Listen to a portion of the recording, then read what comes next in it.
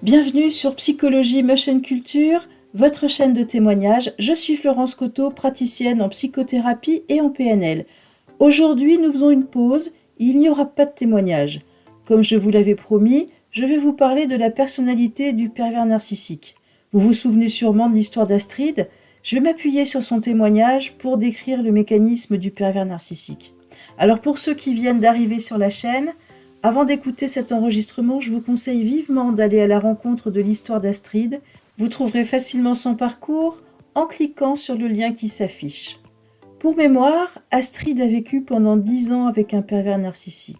Pour retrouver tous vos épisodes, je vous invite à vous abonner à Psychologie Motion Culture. Merci de liker, de me laisser vos commentaires et n'oubliez pas que vous pouvez me retrouver et me joindre sur Instagram. Alors pourquoi je souhaite faire un épisode sur le pervers narcissique ? Eh bien tout simplement pour redéfinir ce qu'est une personnalité perverse narcissique. Depuis quelques années, je ne sais pas si vous en êtes rendu compte, mais moi en tout cas, il me semble que le pervers narcissique soit à la mode. Je ne sais pas pourquoi. Tout et n'importe quoi est pervers narcissique. C'est une expression devenue un fourre-tout qui finalement ne veut plus rien dire. Qui n'a jamais entendu l'histoire d'un ex qui ne paye pas la pension alimentaire pour les enfants, du coup il est pervers narcissique, ou un chef d'entreprise qui refuse de modifier les horaires d'un collaborateur, c'est normal, il est pervers narcissique, ou la maîtresse du petit dernier qui lui a donné une punition parce qu'elle est perverse narcissique. Alors pour définir le pervers narcissique, je suis allée voir la définition du Larousse, j'ai fait très simple, et je vous la livre. Pervers narcissique. Sujet égocentrique et dépourvu d'empathie, qui sous des dehors souvent affables et séduisants, voire charismatiques, cache une personnalité toxique et manipulatrice, exerçant une emprise néfaste tant sur son entourage personnel, le conjoint par exemple, que professionnel pour se valoriser. Pour moi, c'est une définition un peu courte et avec laquelle je ne suis pas tout à fait d'accord. Je vous expliquerai pourquoi tout à l'heure. Alors, qui est le pervers narcissique ?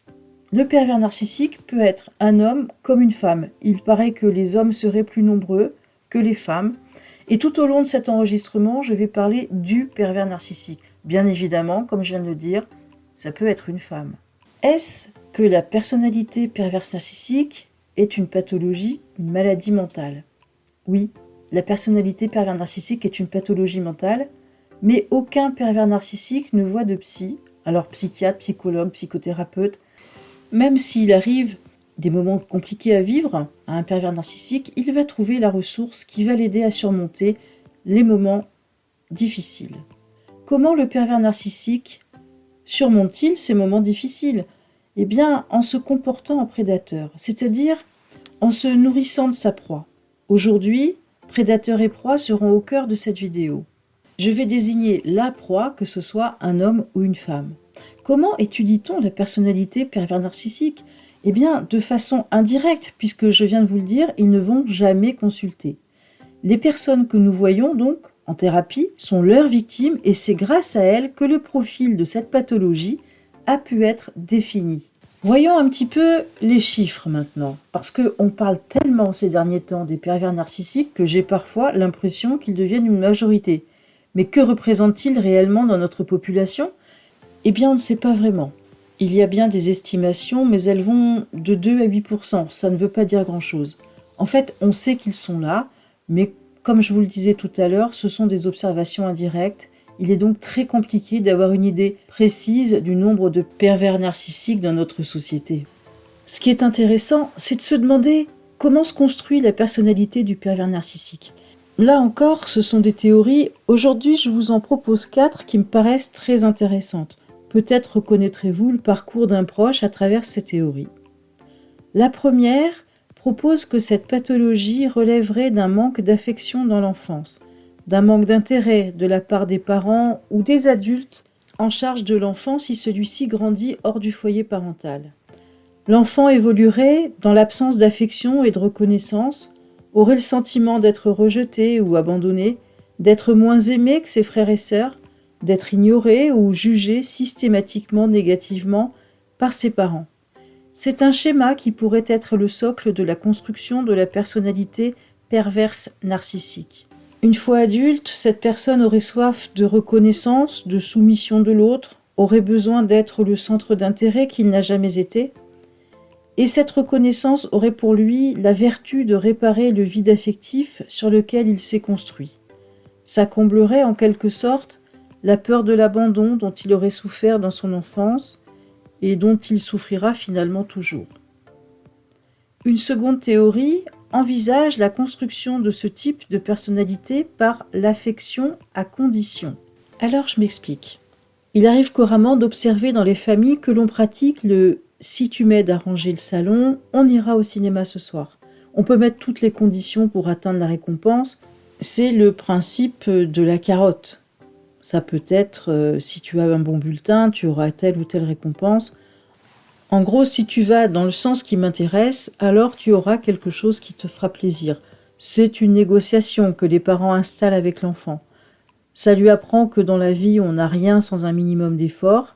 C'est un principe éducatif extrêmement courant qui valorise l'effort de l'enfant. L'affect n'est pas du tout engagé dans cette négociation. Dans l'affection à condition, il ne s'agit pas exactement de cela. Pourtant, ça l'est presque. Imaginez la petite phrase « Je t'aime quand tu te coiffes comme ça » au lieu de « J'aime ta coiffure ». La phrase est à peine différente, mais son sens est totalement différent. Je t'aime à la condition que tu te coiffes bien. Je t'aime à la condition que ta coiffure me plaise. Ce qui induit que si l'enfant est mal coiffé, alors je ne l'aime pas. L'enfant va donc aller dans le sens du parent pour que ce dernier l'aime. Maintenant, imaginez cette situation. Un enfant qui fait une contre-performance sportive, par exemple. Sur une activité football, imaginez un enfant qui marque un but contre son équipe. Ça peut arriver. Il est très ennuyé, il est en colère contre lui-même, honteux, il se sent mal par rapport à son équipe. Vous voyez ce que peut ressentir cet enfant à ce moment-là. Et maintenant, imaginez que son parent présent dans les tribunes soit vexé vis-à-vis des autres parents, gêné, agacé, qu'il ressente une émotion négative et que sa réaction à ce parent, c'est de l'invectiver publiquement du haut de ses tribunes, voire de l'insulter, ou encore, une fois l'enfant sorti du stade, que ce parent décide de ne pas lui adresser la parole pendant un temps donné pour marquer sa frustration et sa déception. L'enfant qui vit sous cette pression parentale constante sait qu'à tout moment, il peut décevoir et perdre l'amour de ses parents. Il sait qu'il doit être le meilleur, qu'il doit réussir tout ce qu'il entreprend sous peine d'abandon parental. Ses parents l'aiment bien coiffé et lorsqu'il gagne, l'enfant se sent alors en danger en permanence puisqu'il n'est aimé qu'à la condition de plaire à ses parents.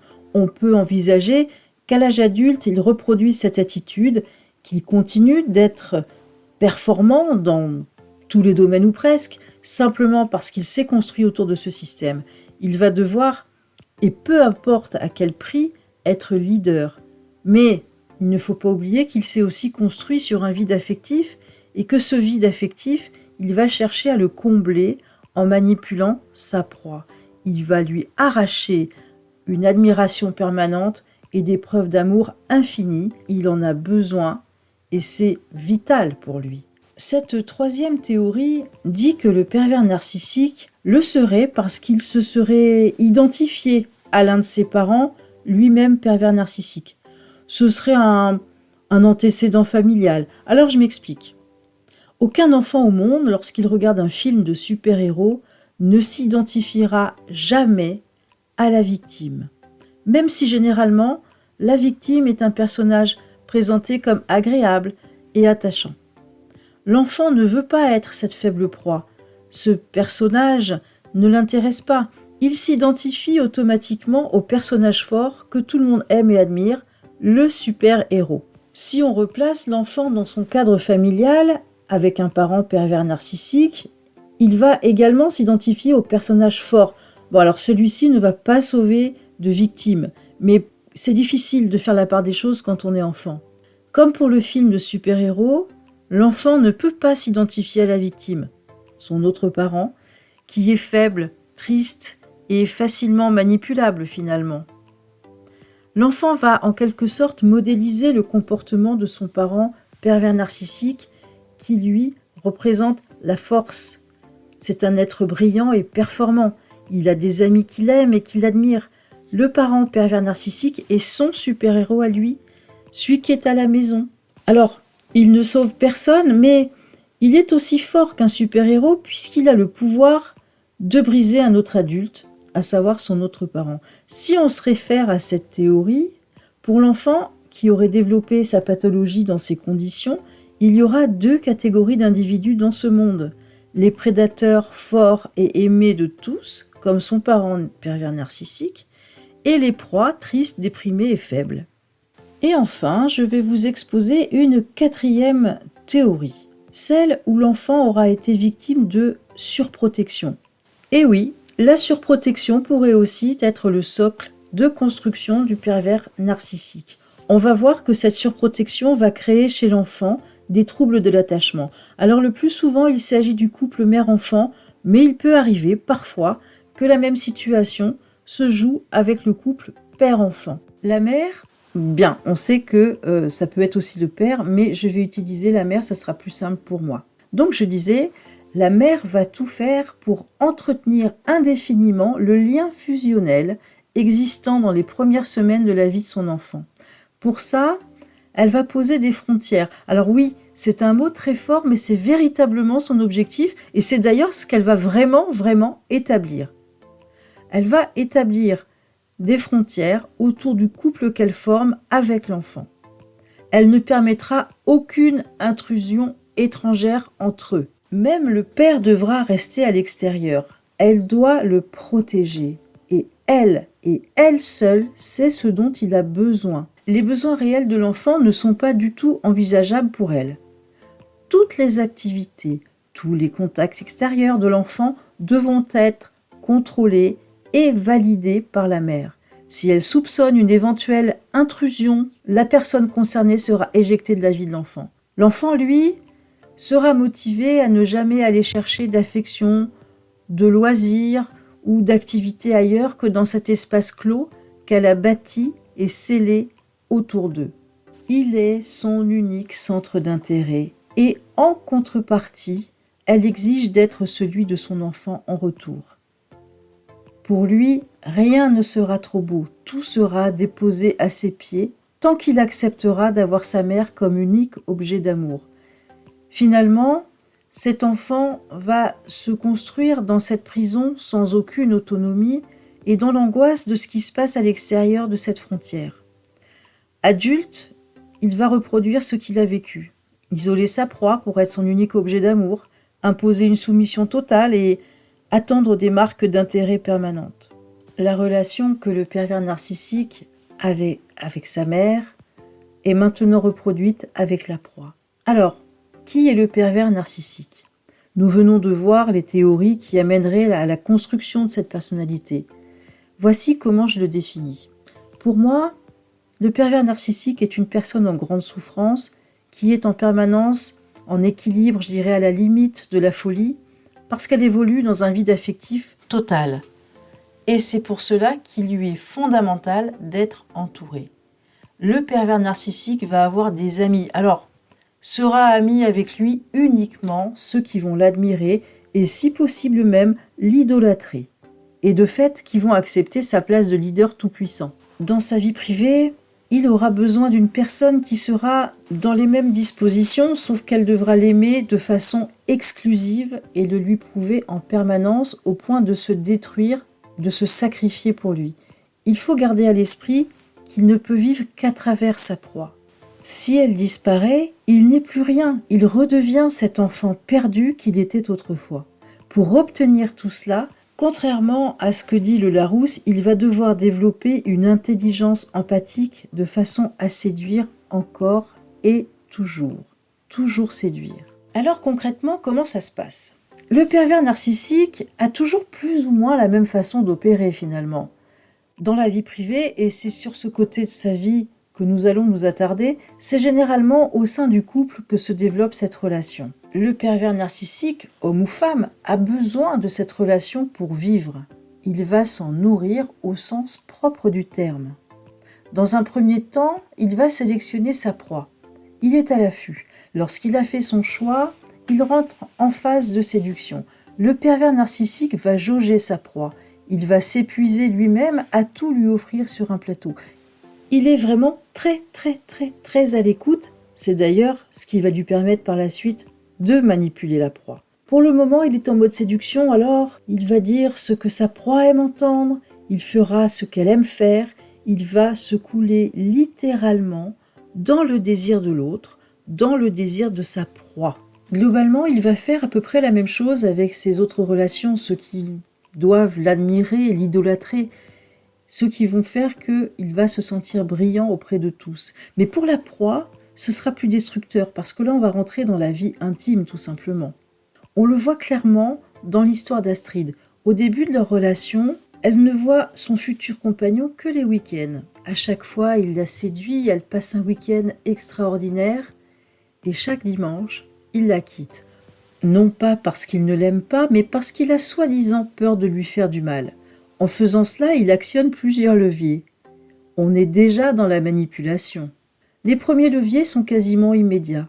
Il jouit de la tristesse qu'elle ressent suite à chaque rupture, du fait qu'elle soit déstabilisée et qu'elle ne comprenne pas pourquoi ça s'arrête. En même temps, il teste son attachement et goûte à la jouissance d'être un héros à ses yeux qui préfèrent sacrifier leur histoire d'amour plutôt que de prendre le risque de la faire souffrir. Pour Astrid, il veut la protéger, elle se sent précieuse parce qu'il est naturel de protéger ce qui est cher à notre cœur. Et puis, chaque semaine, il s'abreuve aussi de la joie qu'elle ressent de le retrouver, lorsqu'elle est là, l'attendant pour enfin être heureuse grâce à sa simple présence. Le dernier levier, le pervers narcissique, le garde pour plus tard. Comme Astrid plaide pour que leur histoire continue, et qu'elle est tellement heureuse lorsqu'il revient vers elle, c'est qu'elle accepte tacitement qu'il la fasse souffrir. À ce moment-là de leur histoire, Astrid pense avoir trouvé l'élu, la personne parfaite, celle qui lui va à la perfection, la perle rare. Très rapidement, elle se laisse bercer par cette personne si protectrice, si brillante, si éloquente, si disponible et qui répond à toutes ses attentes sans qu'elle n'ait besoin de les formuler. C'est l'histoire d'amour parfaite, celle qui va durer toute sa vie, avec un homme qui veut tellement la protéger. Le pervers narcissique va monter le curseur du plaisir chez sa proie comme personne. Alors, je ne parle pas spécifiquement du plaisir physique, mais plutôt d'un plaisir global, celui de la rencontre avec une forme d'âme sœur. Je parle de plénitude. Et lorsque la proie sera au zénith de cette plénitude, alors il pourra jouir de sa destruction. Ça sera brutal, ce sera incisif et précis, et très probablement en public. La plupart du temps, devant des amis de la proie. D'ailleurs, eux-mêmes seront très certainement hilars parce que le pervers narcissique sera drôle dans l'humiliation. Ils ne pourront pas s'imaginer un instant que leur ami est entré dans un cercle vicieux de torture mentale et qu'il participe en n'étant pas réceptif à ce qui se passe en réalité, à cette torture. Pour eux, la proie a trouvé l'élu et elle a bien de la chance de l'avoir. Cet homme ou cette femme qui depuis des semaines a assuré à sa proie son amour, son admiration, sa protection, va en une phrase l'humilier comme personne ne l'avait fait avant. La proie doit être brutalement déstabilisée, c'est son objectif. Le pervers narcissique va alors se délecter de l'état de détresse qu'il a créé, tout en continuant à s'amuser avec son public, qui par son hilarité valide l'attitude du pervers narcissique auprès de la proie. Lorsque la proie va revenir sur l'incident pour avoir une explication, le pervers narcissique rejettera la responsabilité sur elle, lui dira qu'elle n'a pas compris ou qu'il ne la savait pas si susceptible. Puis le pervers narcissique reprendra son attitude séductrice. La proie va se méfier un certain temps, mais le pervers narcissique va endormir ses craintes et dès qu'il la sentira en confiance, il recommencera exactement comme la première fois. Et ce sera toujours la faute de la proie. Au point qu'elle se demandera si elle n'est pas folle. Et là, j'ouvre une petite parenthèse, je m'adresse aux proies. Je sais qu'il y en a quelques-unes ici qui sont en train de se demander si elles sont avec un pervers narcissique. Eh bien, simplement pour moi, se poser cette question, suis-je fou, suis-je folle, c'est une alarme dont il faut vraiment tenir compte. Je ferme cette petite parenthèse. Les amis de la proie, ses collègues de travail, ses voisins, sa famille adorent le pervers narcissique. Il les a tous séduits. Il est particulièrement drôle et disponible. Ils lui disent qu'elle a de la chance de l'avoir rencontré, que c'est une perle rare. Si la proie essaie un jour de se confier sur le mauvais traitement qu'elle subit, ils ne la comprendront pas et auront tendance à prendre parti contre la proie. Par contre, le pervers narcissique va détester très rapidement les amis, les personnes de la famille qui sont les plus proches de la proie, ceux avec lesquels elle est complice. Alors ceux-là, les plus précieux pour la proie, ceux qui vont ressentir sa détresse, ceux qui pourraient l'aider à sortir de cette relation toxique, la proie les verra moins. Elle verra moins tous ceux avec qui elle a des liens affectifs forts. Alors arrivent d'autres manipulations. La proie est isolée, elle se retrouve sans soutien, parce qu'elle ne doit aimer que le pervers narcissique. Le pervers narcissique la veut pour lui tout seul, il a besoin d'elle. La proie se sent alors unique, elle est l'élu, c'est flatteur. Il a tellement besoin d'elle, elle doit être disponible affectivement à 200% pour son pervers narcissique. Il a tant besoin d'attention, d'affection, d'amour. Elle seule est capable de cela. Elle va devoir le rassurer en éloignant tous ceux qu'elle aime.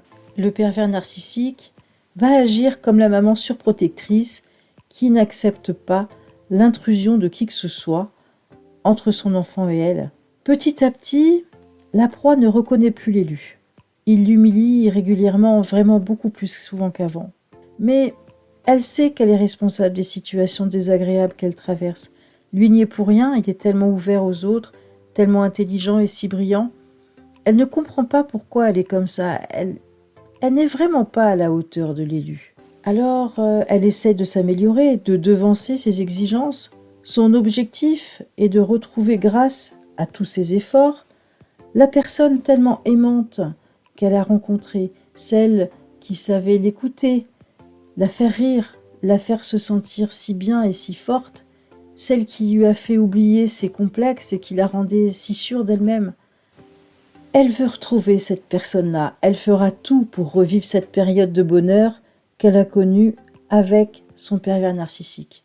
Elle coupera elle-même les ponts avec sa famille, ses amis proches, elle donnera toutes les preuves au pervers narcissique qu'il est son unique objet d'amour. Et ça ne sera jamais assez. Le pervers narcissique jouit lorsqu'il manipule sa proie au point que celle-ci ait des comportements qui la détruisent elle-même. La proie devient alors son propre bourreau, simplement pour rassurer son tourmenteur. On le voit dans l'histoire d'Astrid, il y a des moments où elle traverse des crises d'hyperphagie, mais l'hyperphagie, finalement, l'accompagne depuis l'adolescence. Et d'autres où elle se remplit de nourriture simplement pour le rassurer, simplement pour ne pas maigrir. Elle mange seule chez elle pendant qu'il s'amuse avec des amis. La personnalité du pervers narcissique exerce une fascination, un peu comme un état d'hypnose sur sa victime. La proie est totalement sous son emprise, coincée dans cette relation toxique.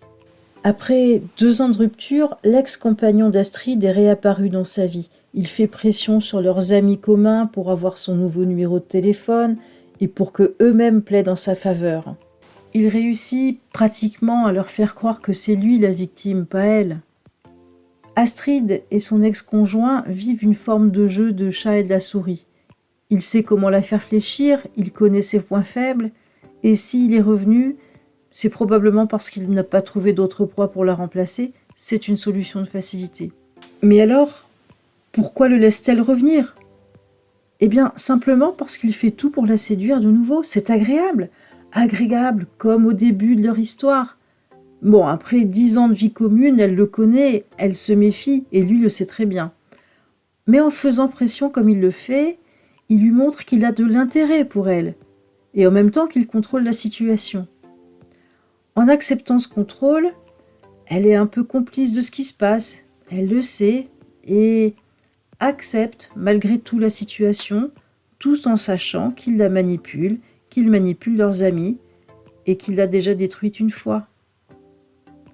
Elle sait très bien comment sortir de cette situation, mais ne fait rien dans ce sens, tant elle est sous l'emprise de cet homme, et quelque part, elle aime ça. Alors que faire ? Que faire? Quelles sont les alternatives pour Astrid et pour les autres proies? Y a-t-il une solution pour être heureux en couple avec un pervers narcissique? Ce pervers narcissique, si séducteur, si amoureux, tiens, peut-il être amoureux finalement? Eh bien, malheureusement, non. Je dis malheureusement pour lui aussi finalement, parce que lui, il n'est pas bien du tout. L'unique objectif d'un pervers narcissique, c'est de manipuler pour être aimé et se nourrir de la destruction de sa proie.